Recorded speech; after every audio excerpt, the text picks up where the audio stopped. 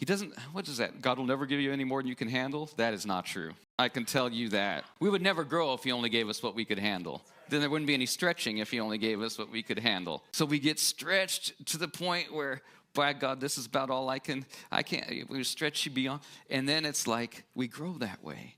We grow in the Lord as we get stretched and we go along with the plan and we say yes to God. Israelites got stretched coming out of Egypt and they just wanted to go back to their comfortable life and the way they used to be. At least they were slaves, but at least they had meat and vegetables. That's terrible, right? We don't want to be there. Well, at least we got this. At least we can get a little bit of scraps even though we're a slave. God wanted to call them. God did. He called them out of that. He calls us and he's calling us up higher. Amen. We got to come up higher. I love this passage that Exodus 19:18. Now Mount Sinai was completely in smoke. Imagine this scene here, this mountain covered in smoke because the Lord descended upon it in fire. This is our God.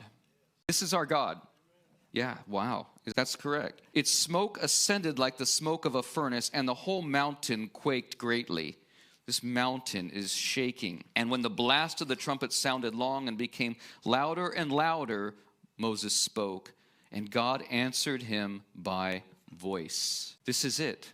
This is the relationship. Moses had this wonderful relationship with God where he could go deeper and come up higher. Then the Lord came down upon Mount Sinai on the top of the mountain.